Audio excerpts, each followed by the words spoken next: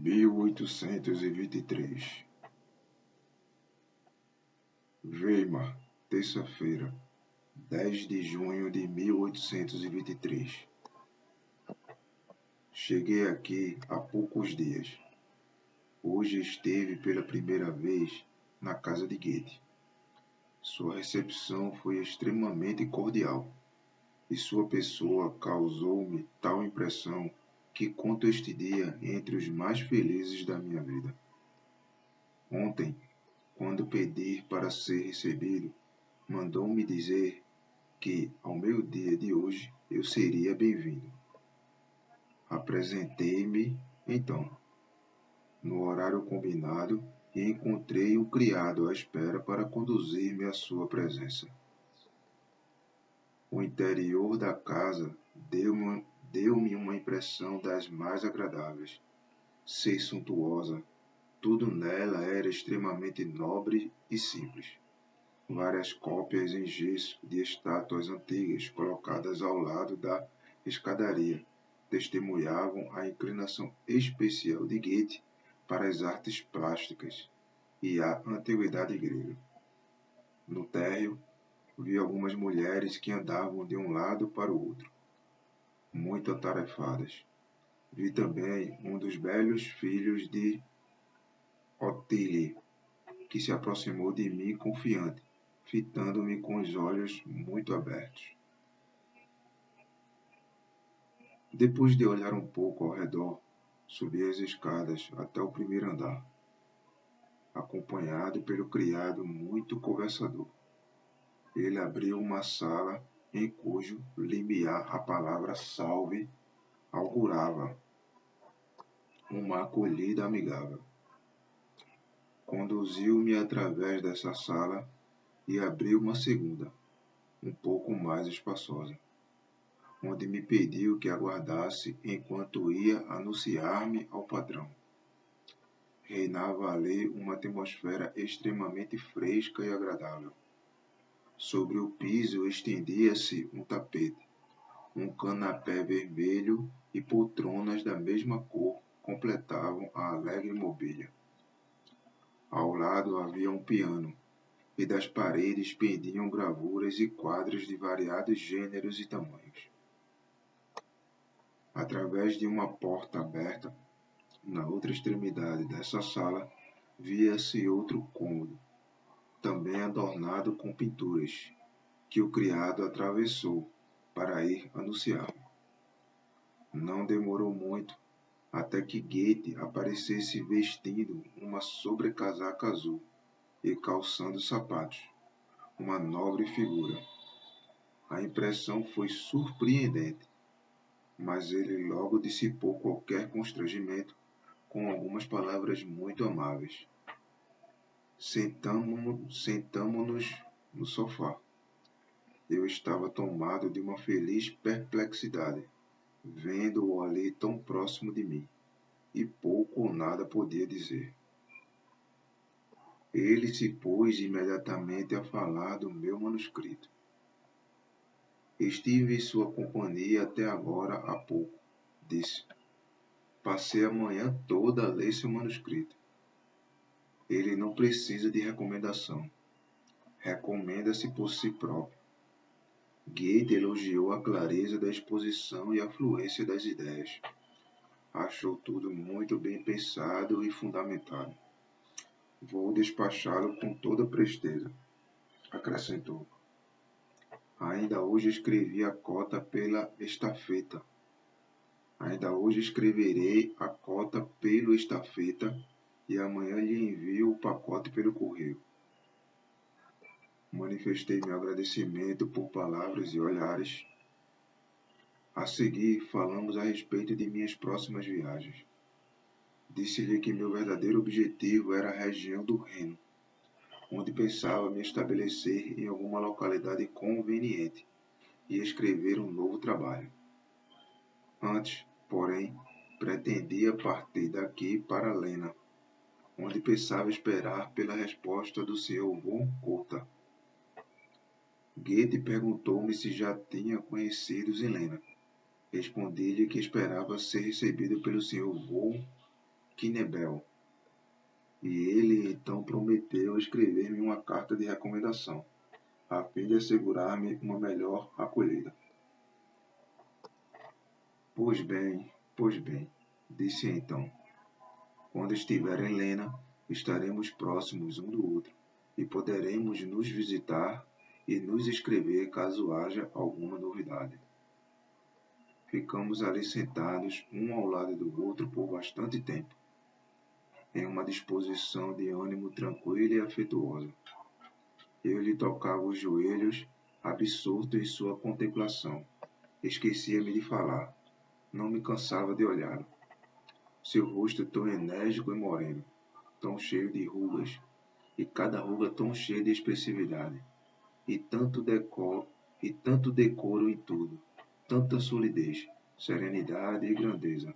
Falava pausadamente e com naturalidade, como se espera de um velho monarca. Podia ver-se que ele repousa em si mesmo e se eleva acima de louvor e censura. Sentia-me indescritivelmente bem em sua presença. Sentia-me descansado, como alguém que depois de muitas fadigas e uma longa espera, por fim, vê seus mais caros desejos realizados. E ele pôs-se então a falar a respeito de minha carta, e disse-me que eu tinha razão, que quando alguém é capaz de tratar de uma questão com clareza, também é capaz de tratar de vários outros assuntos. Não se pode saber para onde o vento irá soprar, disse então. Tenho alguns bons amigos em Berlim, e nos últimos dias pensei muito no Senhor. Disse isso e sorriu amavelmente consigo mesmo. Chamou-me então a atenção para as coisas que eu não deveria deixar de ver em Weimar durante os dias em que permanecesse aqui, e prometeu-me escrever ao senhor secretário Krauter, pedindo-lhe para me servir de guia. Primeiro de tudo, eu não deveria deixar de visitar o teatro. Quis saber onde eu me hospedava. Disse que desejava me ver ainda uma vez e que mandaria avisar-me no momento apropriado. Despedimos-nos amavelmente. Eu estava muito feliz, pois suas palavras exprimiam benevolência e eu sentia que ele tinha as melhores intenções a meu respeito. Quarta-feira, 11 de junho de 1823. Esta manhã eu recebi novo convite para ir à casa de Goethe, e dessa vez por meio de um cartão escrito de próprio punho. Assim estive novamente com ele por uma horinha. Pareceu-me hoje muito diferente de ontem. Mostrou-se brusco e resoluto a respeito de todas as coisas, como um rapazinho. Quando veio ao meu encontro, trazia consigo 2 grossos volumes. Não é bom que o senhor parta tão bruscamente. É melhor que possamos nos conhecer mais de perto. Gostaria de vê-lo e de falar-lhe mais vezes. Mas como as generalidades são um campo demasiado vasto, pensei em algo específico. Um tertius que nos servisse de ponto de confluência e debate. Esses 2 volumes contêm os Frankfurter Gelehrten Anzeigen dos anos de 1772 e 1773, e neles se encontram quase todas as pequenas resenhas que escrevi naquela época. Elas não estão assinadas, mas como o senhor conhece meu estilo e meu modo de pensar, saberá distingui-las das outras. Gostaria que examinasse mais de perto esses trabalhos de minha juventude e me dissesse sua opinião a respeito deles. Gostaria de saber se valeria a pena incluí-los em uma edição futura de minhas obras. Para mim, são coisas já demasiado distantes para que eu possa julgá-las. Mas vocês, que são mais jovens, devem saber se têm valor e em que medida ainda podem ter utilidade no estágio atual da literatura. Já mandei fazer cópias deles, que o Senhor receberá para poder compará-las com o original. Posteriormente, no momento de uma edição mais cuidadosa, se poderá julgar se não seria bom deixar de fora ou retocar uma outra coisinha, sem prejudicar o caráter do todo. Respondi-lhe que me ocuparia de muito bom grado daquelas resenhas, e que meu único desejo ao fazê-lo seria o de proceder de acordo com suas intenções. Depois de se familiarizar com o trabalho, respondeu-me: verá que está perfeitamente à altura dele e o realizará com a maior naturalidade.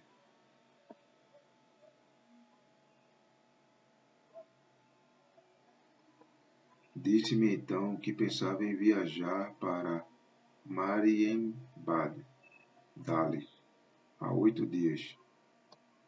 Viajar para Marienbad, dali a 8 dias.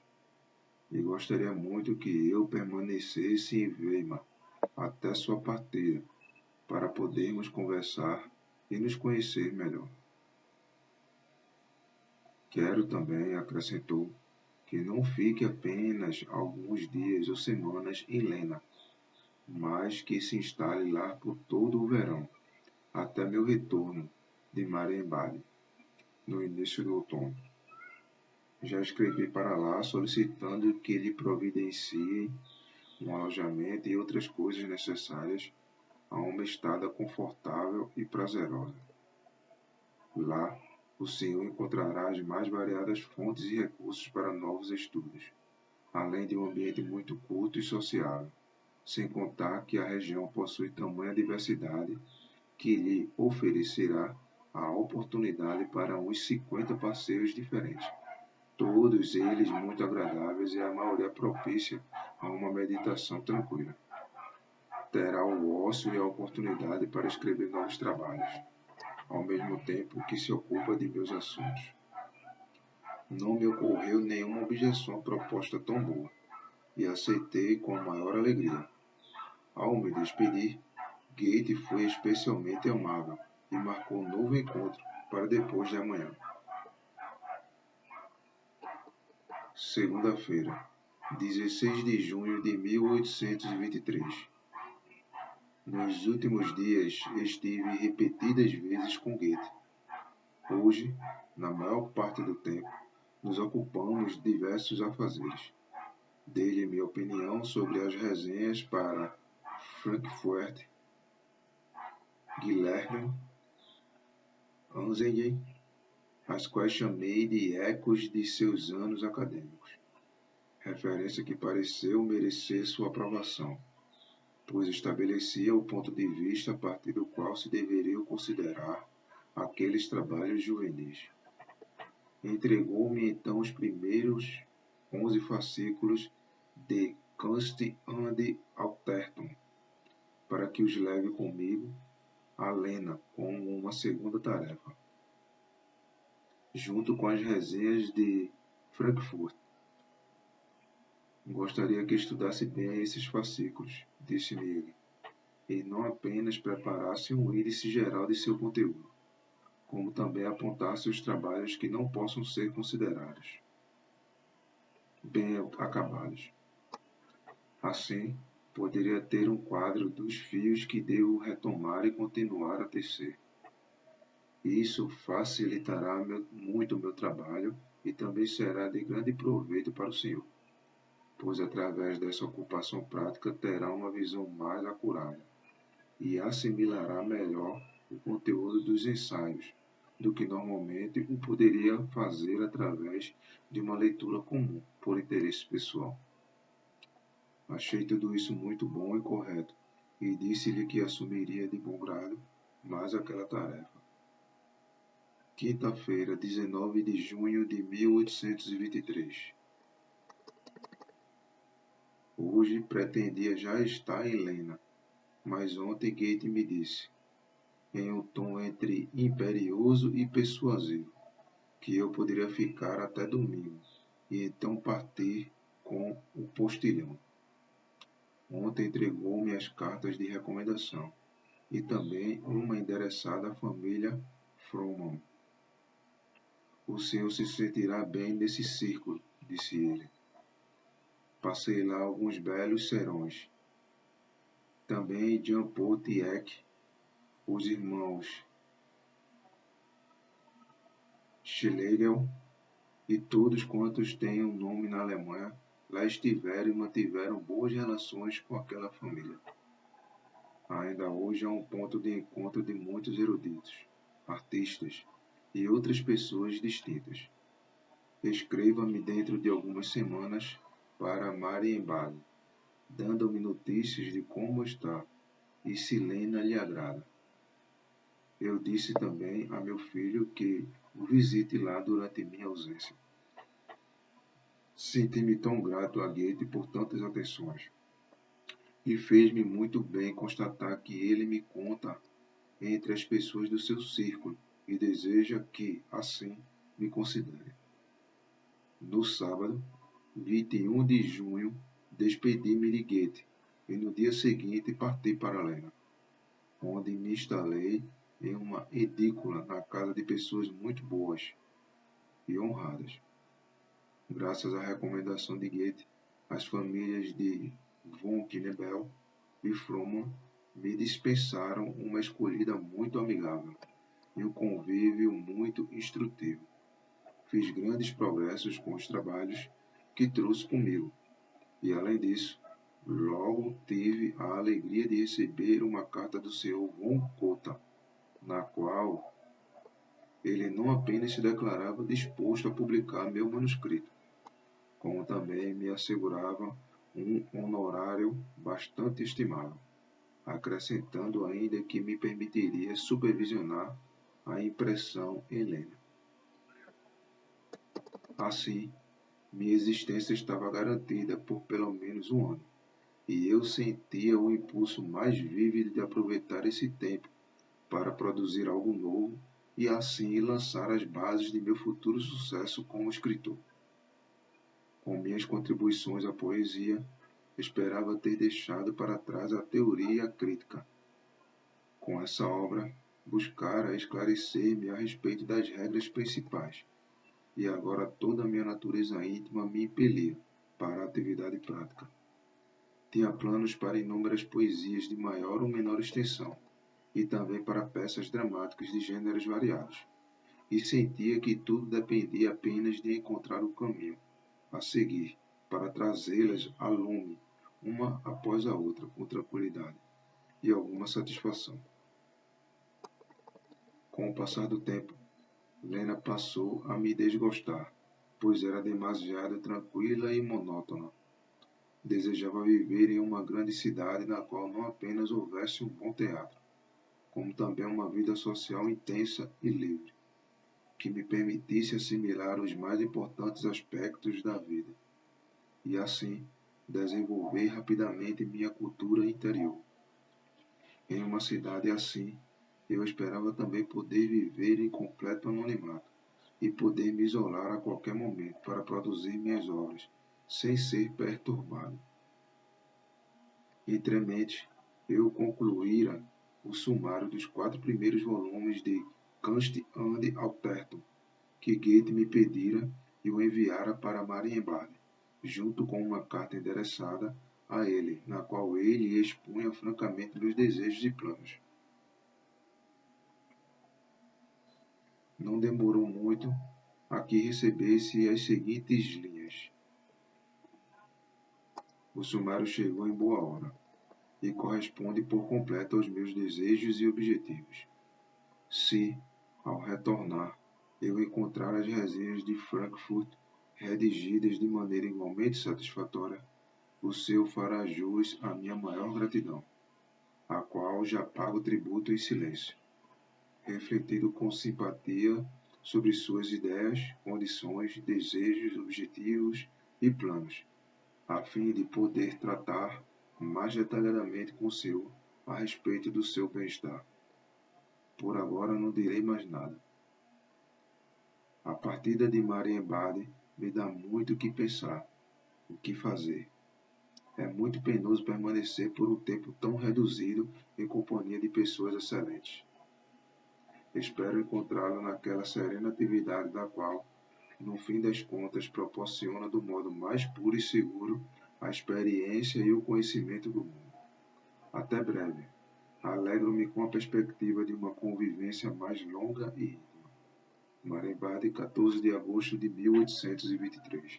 Goethe. Essas linhas de Goethe, que eu recebera com a maior felicidade, tranquilizaram-me por um momento. Decidi não dar nenhum passo de modo espontâneo e confiar-me inteiramente ao seu conselho e à sua vontade. Entre mentes, escrevi alguns pequenos poemas. Terminei de redigir as resenhas de Frankfurt e expressei minha opinião sobre elas, em uma breve dissertação que enderecei a Goethe. Esperava ansioso seu retorno de Marienbad, pois também a impressão de minhas contribuições à poesia estava no fim, e eu pretendia de todo modo fazer uma breve excursão ao Reno, ainda naquele outono, a fim de descansar. Lena, segunda-feira, 15 de setembro de 1823. Goethe chegou bem de Marienbad, mas, com a edícula que possui, aqui não lhe oferece o necessário conforto. Pretende ficar apenas por alguns dias. Está forte e saudável, a ponto de poder caminhar horas a fio, e é uma verdadeira alegria observá-lo. Depois de trocarmos uma alegre saudação, Goethe imediatamente começou a tratar dos assuntos que me diziam respeito. Falarei sem rodeios, disse ele.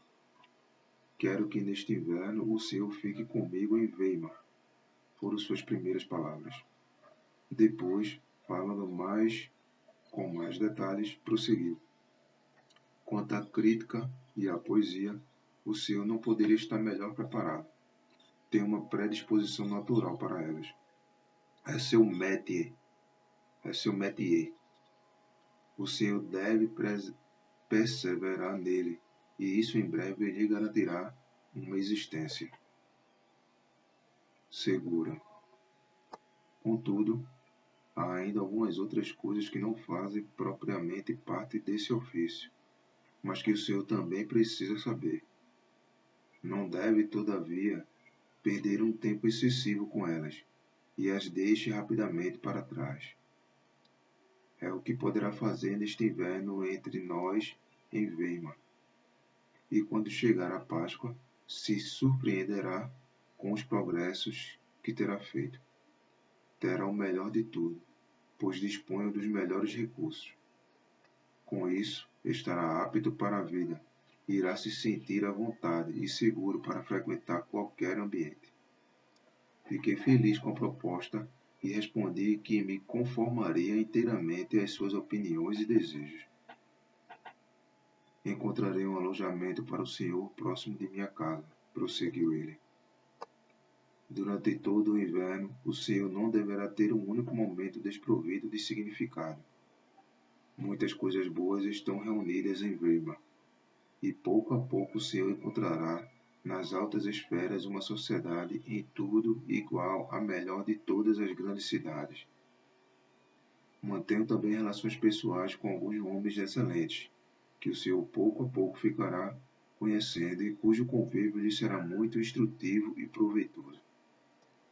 Goethe mencionou vários nomes famosos e descreveu em poucas palavras os méritos particulares de cada um deles. Onde mais o senhor encontrará tantas vantagens reunidas em uma cidade tão pequena? Prosseguiu. Possuímos também uma biblioteca muito seleta e um teatro que, no que de fato importa, não é inferior ao de nenhuma outra cidade alemã. Eu repito, fique conosco não apenas neste inverno. Fixe residência em Weimar. Lá há portões e estradas que levam para os 4 cantos do mundo. No verão o senhor viajará, e pouco a pouco verá tudo o que desejar. Vivo em Weimar há 50 anos, e quantos lugares diferentes já não visitei, mas sempre voltei de bom grado a Weimar. Sentia-me feliz por estar novamente em presença de Goethe e por novamente ouvi-lo falar. Sentia por ele uma profunda devoção. Se tiver e puder ter somente a ti, pensei, tudo mais estará bem para mim. Assim, disse-lhe mais uma vez estar pronto a fazer tudo o que ele considerasse o melhor, tendo em conta a minha situação particular. Lena, quinta-feira, 18 de setembro de 1823. Ontem pela manhã, antes de Goethe partir para Weimar, tive a felicidade de estar com ele por mais uma horinha. Ele teve comigo uma conversa da maior importância, inestimável para mim e que terá uma influência benéfica sobre toda a minha vida. Todos os jovens poetas da Alemanha deveriam conhecê-la. Seria de grande proveito para eles. Goethe começou perguntando-me se havia escrito algum poema neste verão.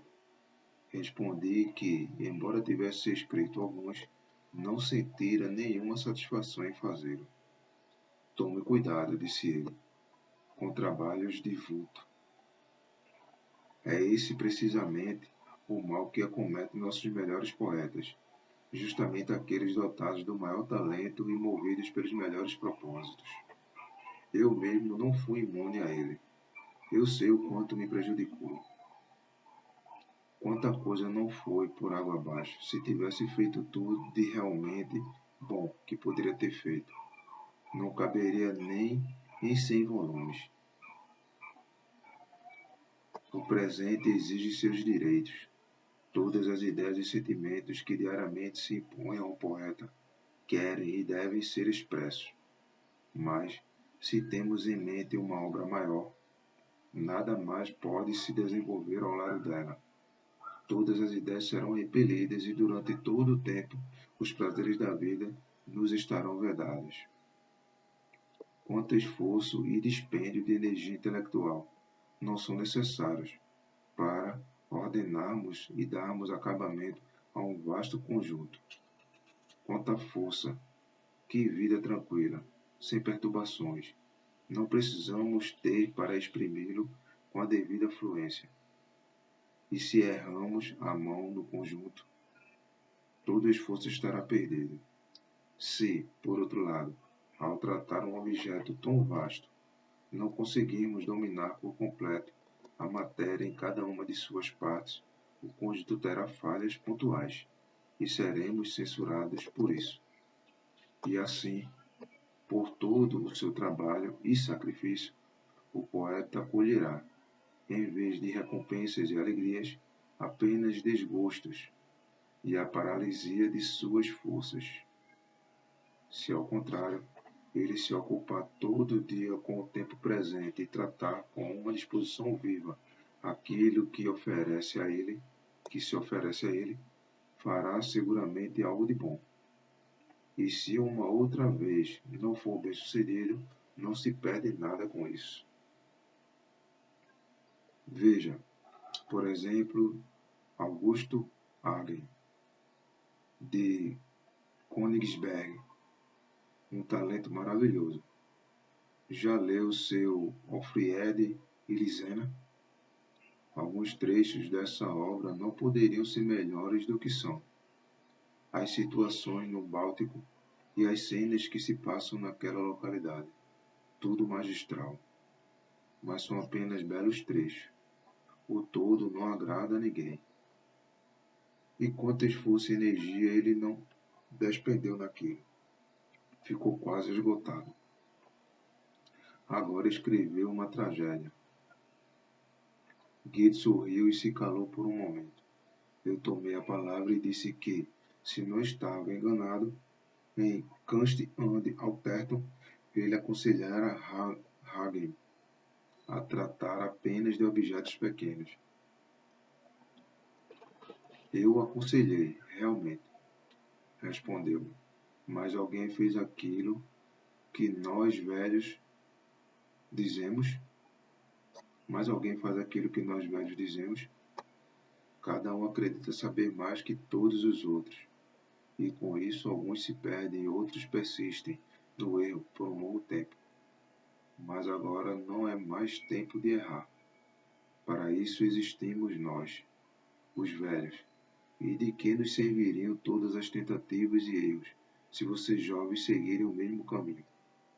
Nunca avançaríamos.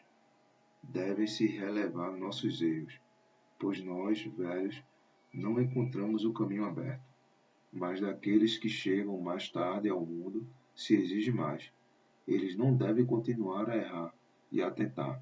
Devem aproveitar o conselho dos velhos e continuar pelo bom caminho. Não basta que se deem passos que um dia talvez levem ao objetivo. Cada passo deve ser ele mesmo um objetivo e valer por si. Guarde consigo essas palavras e veja o quanto pode assimilar delas. Eu, na verdade, não temo pelo Senhor, mas com meus conselhos talvez possa ajudá-lo a superar mais rápido uma etapa que não condiz com sua atual situação. Como eu lhe disse, dedique-se por ora apenas a objetos de pequenas dimensões. Dê vazão rapidamente àquilo que se lhe oferece no cotidiano. Desse modo, sempre produzirá algo de bom e todos os dias lhe trarão alguma alegria.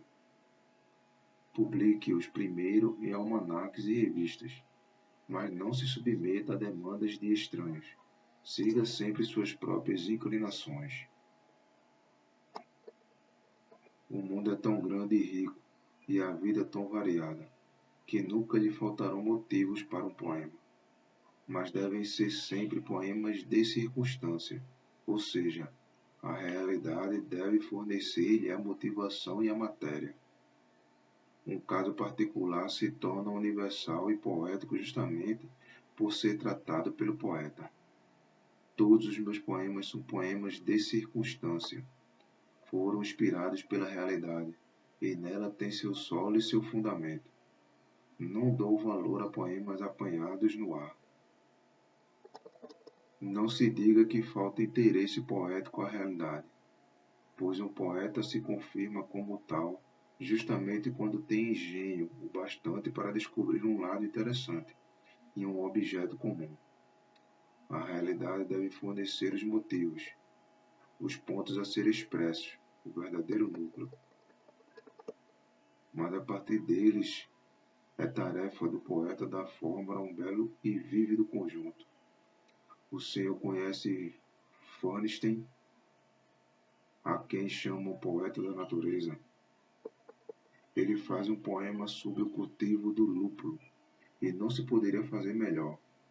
Agora eu lhe conferi a tarefa de escrever canções sobre os diversos ofícios, em especial uma canção dos tecelões. E estou certo de que se sairá bem, pois conviveu com essa gente desde a juventude.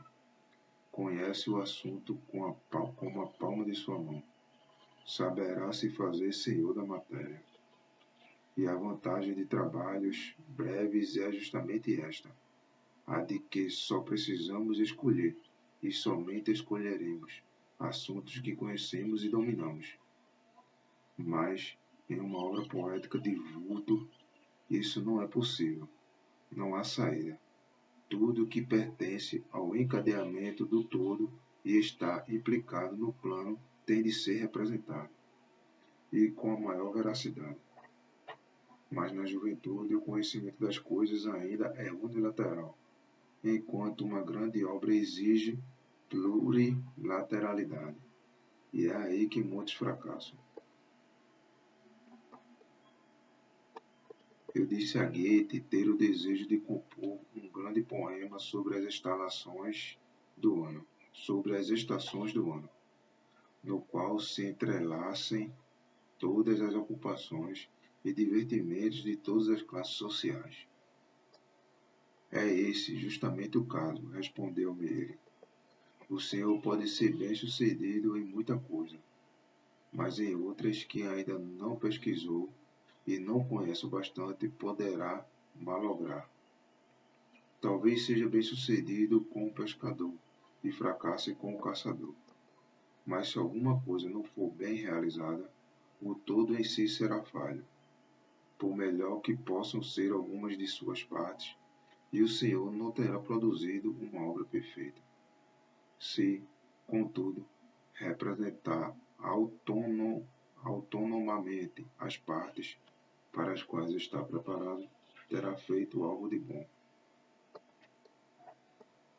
Quero adverti-lo, sobretudo, contra grandes invenções próprias, pois nesse caso pretende-se dar uma opinião sobre as coisas, e na juventude raramente as opiniões são amadurecidas. Além disso, caracteres e opiniões se desprendem do poeta como faces dele próprio, e o privam de plenitude para outras produções. E, por fim, quanto tempo não se despende com a invenção, a ordenação e o encadeamento interno, sem que por isso alguém nos dê seu reconhecimento, mesmo pressupondo que levemos nosso trabalho a bom termo. No caso de um tema dado, tudo é diferente e mais fácil. Os fatos e os caracteres são fornecidos de antemão, e ao poeta cabe apenas dar vida ao todo. Além disso, ele também preserva sua plenitude, pois pouco precisa acrescentar de seu, e o dispêndio de tempo e energias é muito menor, pois seu único esforço é o da execução. Eu o aconselho, mesmo que se dedique a temas já trabalhados, quantas Ifigênia já não foram feitas, de todas diferem umas das outras, pois cada um vê e apresenta as coisas de um modo diverso, ou seja, a sua própria maneira. Mas, por ora, deixe de lado qualquer trabalho de vulto. O Senhor se esforçou durante muito tempo. É hora de conquistar a alegria de viver, e o melhor meio para isso é se ocupar com objetos menores.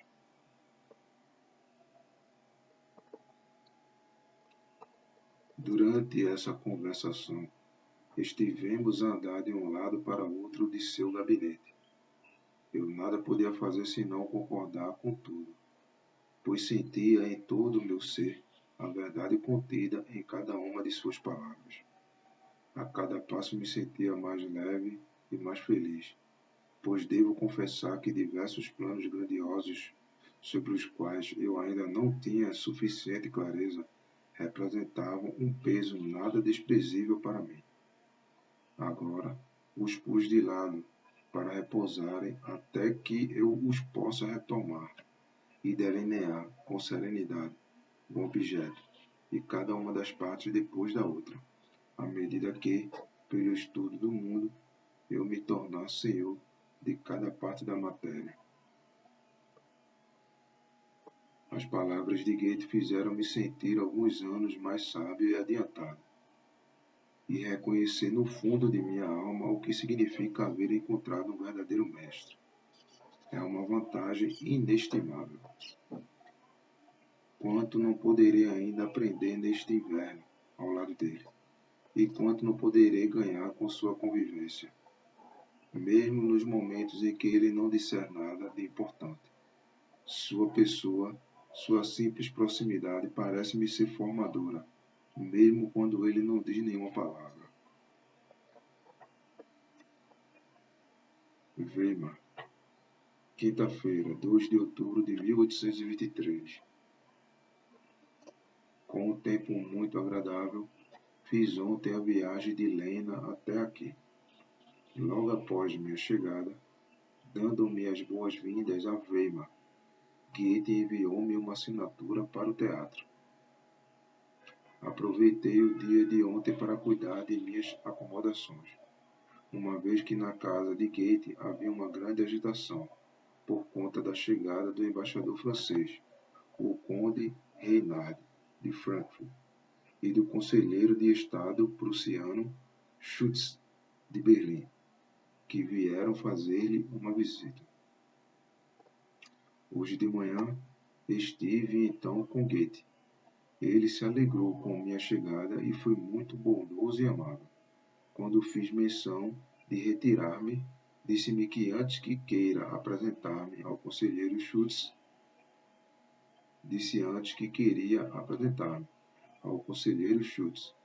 levou-me à sala contígua, onde encontrei o conselheiro, ocupado a examinar algumas obras de arte, e onde Goethe nos apresentou e nos deixou a sós para que continuássemos a conversa. É muito alvissareiro, disse-me Schultz, que o senhor permaneça em Weimar e auxilie Goethe na edição de seus escritos ainda inéditos. Ele já me falou das vantagens que lhe promete sua colaboração e que agora espera também concluir algumas coisas novas. Respondi-lhe que não tenho outro objetivo na vida senão o de ser útil à literatura alemã e que a esperança de atuar em benefício dela aqui me levava a pôr de lado temporariamente meus próprios projetos literários.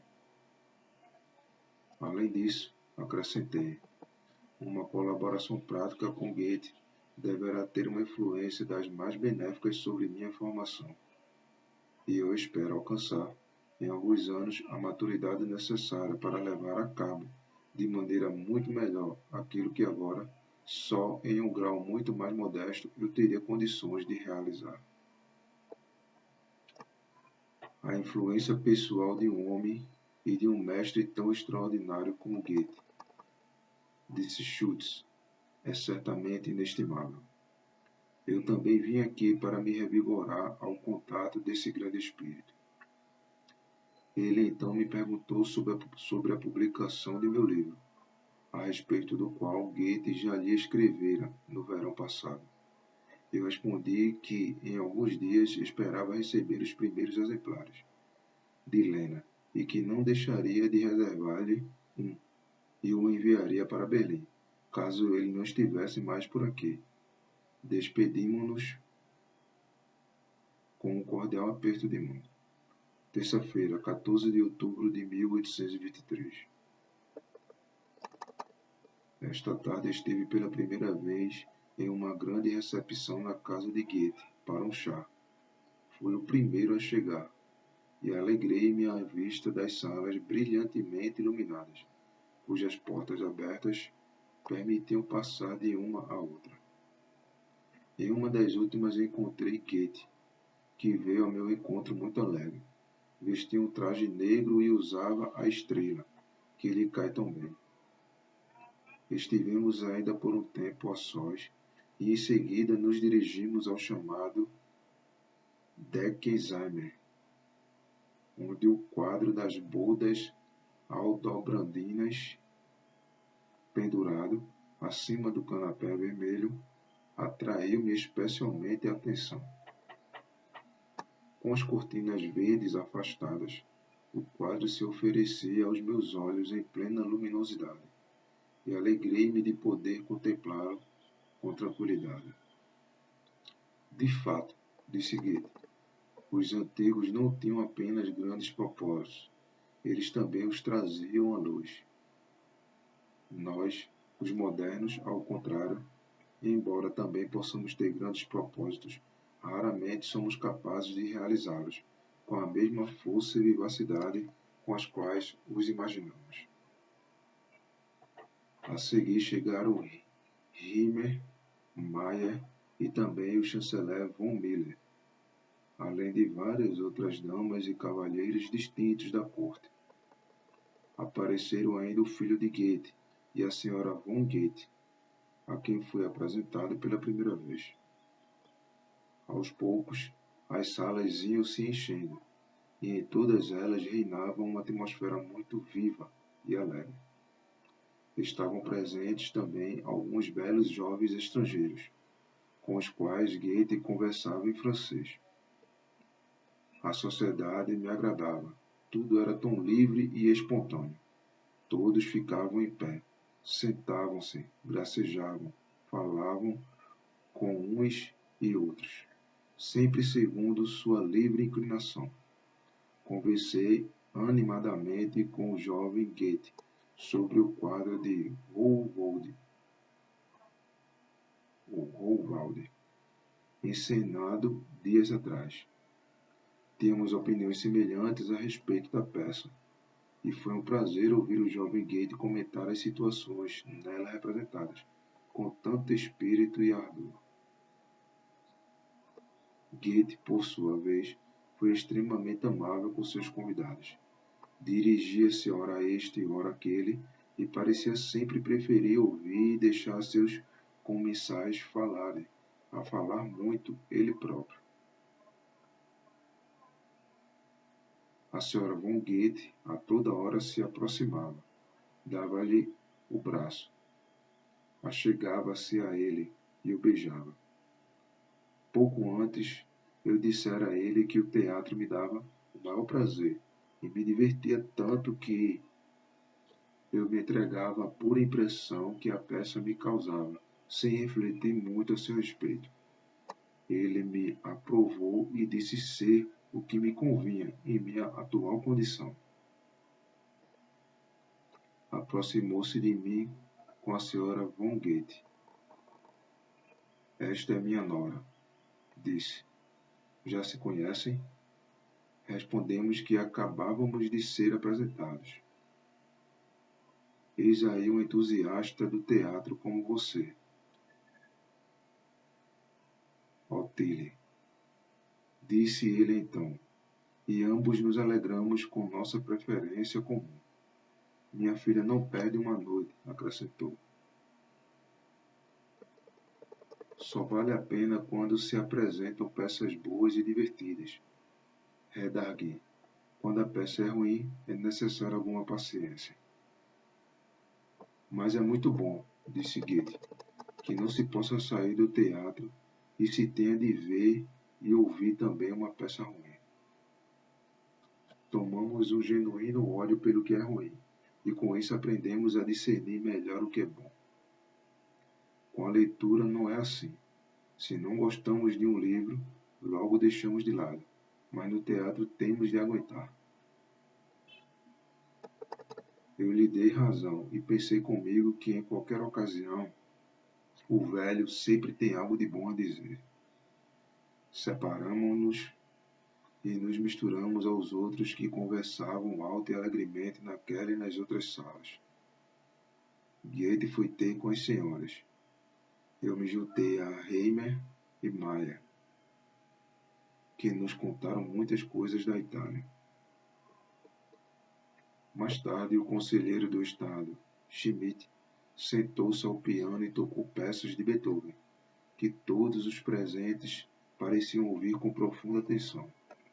Uma dama muito espirituosa contou em seguida vários fatos interessantes a respeito da personalidade de Beethoven. Assim, pouco a pouco chegamos às 22 horas de uma noite que para mim foi das mais agradáveis. Domingo, 19 de outubro de 1823.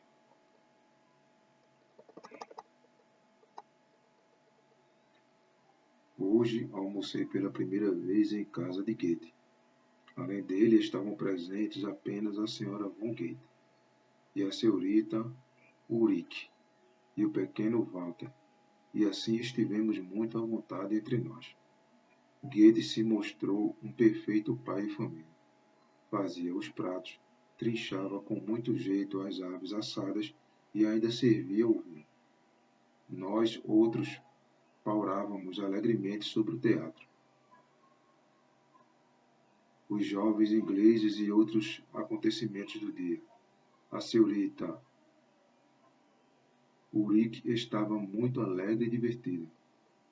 Goethe se manteve na maior parte do tempo calado, apenas de vez em quando interpunha alguma observação interessante e, correndo os olhos pelos jornais, nos comunicava alguma notícia, especialmente as que diziam respeito ao avanço dos gregos.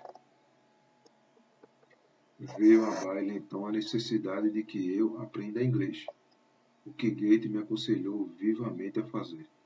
sobretudo por causa de Lord Byron, uma personalidade tão eminente como ainda não houve e dificilmente haverá igual.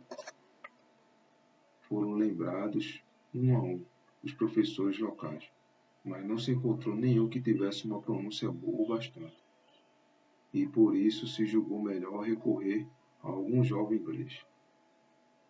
Terminado o almoço, Gate mostrou-me alguns experimentos relativos à teoria das cores.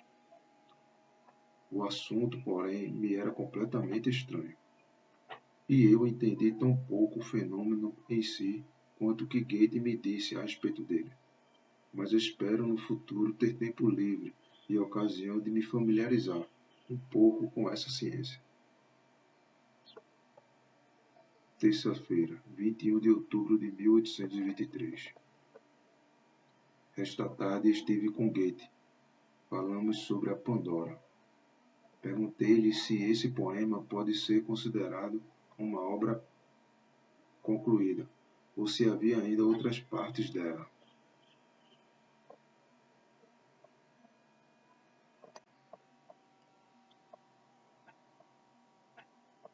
Respondeu-me que não havia mais nada, pois essa primeira parte ficara tão extensa que ele não pudera continuá-la. Além disso, o que já está feito pode perfeitamente ser considerado como um todo, de modo que ele se dá por satisfeito com ela. Eu lhe disse que só pouco a pouco pudera penetrar o sentido desse poema tão difícil, só depois de havê-lo lido e relido a ponto de quase sabê-lo de cor. Goethe sorriu. Acredito, disse. Todas as suas partes estão como que encravadas umas nas outras. Disse-lhe não ter ficado muito satisfeito com as observações de Schubart, para quem nesse poema está reunido tudo quanto fora expresso parcialmente em Werther e o Meister, no Fausto e nas afinidades eletivas, tornando com isso o assunto muito difícil e incompreensível. Schubart, disse Goethe, às vezes vai fundo demais, mas é muito capaz, e tudo que faz é sempre muito incisivo. Falamos de Urlano, onde vejo os grandes efeitos, disse Goethe. Pressuponho também grandes causas. E pela vasta popularidade de que gozo, Urlano, deve haver nele algo de excelente. Aliás, quase não tenho nenhuma opinião sobre suas poesias. Abri o livro com a melhor das intenções, mas deparei-me logo de cara com poemas tão fracos e deploráveis que perdi o gosto de continuar a ler. Passei então às suas baladas, nas quais de fato encontrei um grande talento, e pude comprovar que sua fama não deixa de ter seus motivos. Perguntei então a Goethe o que pensava a respeito dos versos da tragédia alemã. Dificilmente se chegará a um acordo a esse respeito na Alemanha, respondeu-me. Cada um faz como quer e como em certa medida convém ao assunto. O hexâmetro iâmbico, em todo caso, seria o mais digno, mas para nós alemães é demasiado longo. Por falta de adjetivos, quase sempre já dissemos tudo em um pentâmetro. Os ingleses, por causa de seus muitos monossílabos, conseguem ainda menos. Depois, Goethe mostrou-me algumas gravuras em cobre e falou sobre a antiga arquitetura alemã, acrescentando que, pouco a pouco, me mostrara muitas outras coisas desse gênero. Podemos ver nas obras da arquitetura alemã antiga, disse ele, a plena floração de uma época extraordinária. Quem se vê de repente confrontado com uma tal floração não pode sentir senão espanto, mas quem lança um olhar para a vida interior secreta das plantas para o despertar de suas forças e acompanha o desenvolvimento gradual da floração, vê as coisas com outros olhos, sabe o que vê. Providenciarei para que no decorrer do inverno o Senhor possa adquirir algum conhecimento desse importante assunto, a fim de que, quando viajar para o reino no próximo verão, possa apreciar melhor as catedrais de Estrasburgo e de Colônia. Alegrei-me com suas palavras e senti-me grato.